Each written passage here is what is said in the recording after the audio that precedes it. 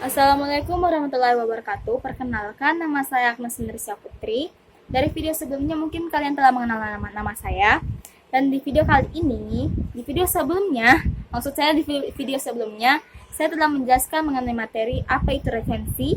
Resensi itu seperti apa, unsur-unsur dari resensi apa, jenis-jenis resensi itu apa, dan manfaat dan tujuan dari resensi itu. Dan mungkin di video sebelumnya ada beberapa kesalahan yang terjadi. Itu mungkin dari kata pengucapan dan pengucapan bahasa yang saya katakan itu agak kurang dimengerti karena pengucapannya itu terlalu cepat, dan saya meminta maaf akan kesalahan itu. Semoga kesalahan itu tidak terjadi pada video ini. Semoga video ini lancar dari awal pertengahan sampai akhirnya. Dan dari video kali ini saya ingin meresensi buku yang berjudul dari penulis Pramoedya Ananta Toer yang berjudul Jalan Raya Pos Jalan Dendels. Di video kali ini saya ingin meresensi buku ini. Terutama seperti yang ada pada struktur resensi, kita akan menjelaskan mengenai kita akan menyebutkan identitas dari buku ini sebelum masuk ke dalam isi resensi.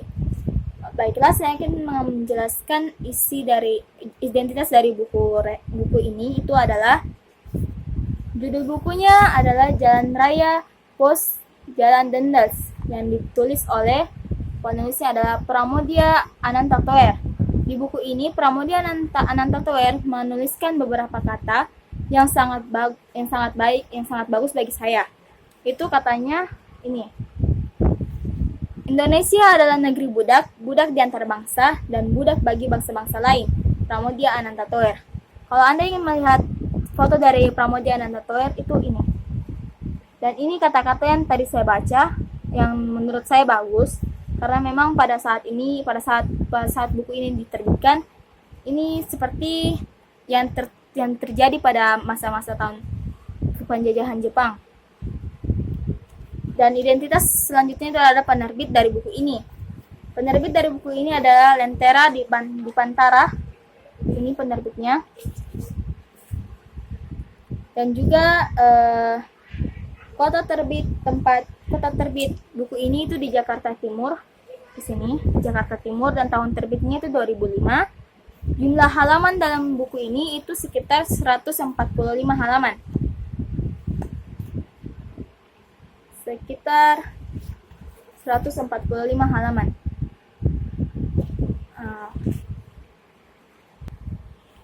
Baiklah, sebelum saya membacakan isi resensi, saya akan membacakan sinopsis dari buku ini yang berada di bagian belakang buku. Saya akan membacakannya. Itu bacaannya di sini adalah, sebuah buku adalah sebuah kesaksian, dan buku ini adalah kesaksian tentang peristiwa genosida kemanusiaan paling mengerikan di balik pembangunan Jalan Raya Pos atau yang lebih dikenal dengan Jalan Dendels. Jalan yang membentang 1000 km sepanjang utara Pulau Jawa dari Anyer sampai Panarukan.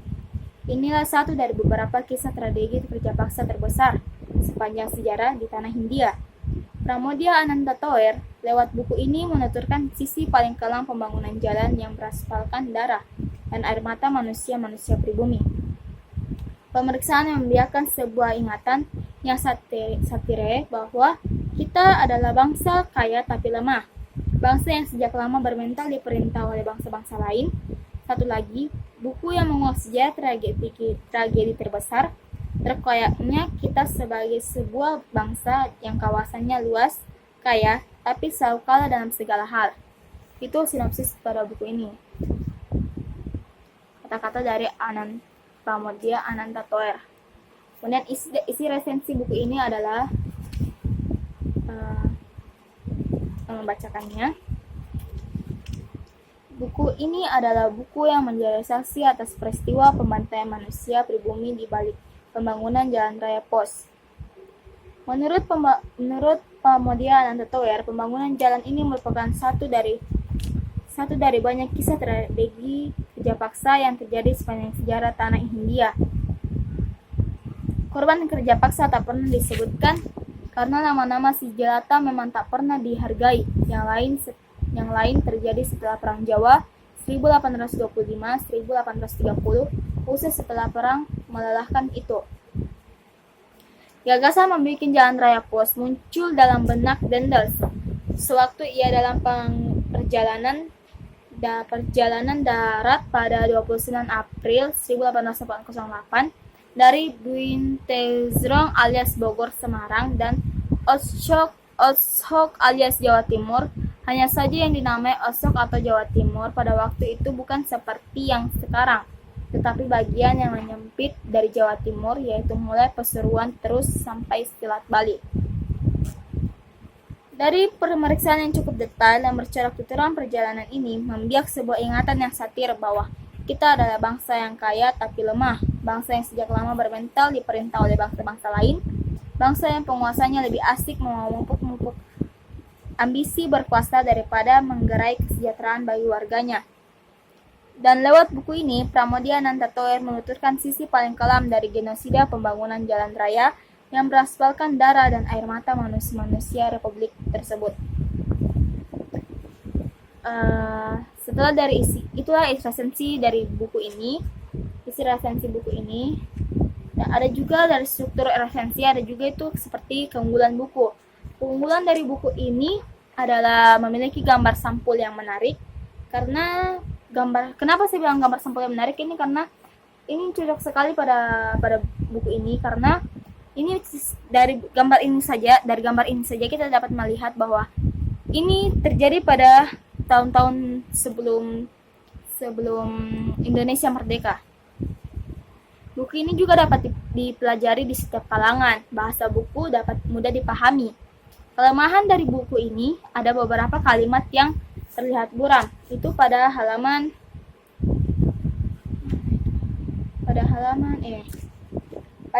76. Lihat, pada halaman ini ada beberapa kalimat yang terlihat buram karena memang buku ini sudah lama. Dikarenakan buku ini telah lama diterbitkan. Oke, kesimpulan dari buku ini adalah sejarah pembangunan jalan raya pos secara kekejaman Dendels itu banyak para pribumi yang menjadi korban dari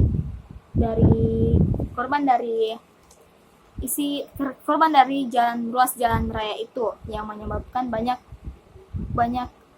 kekejaman yang terjadi pada masa itu. Oke, itulah resensi yang telah saya buat dari buku ini.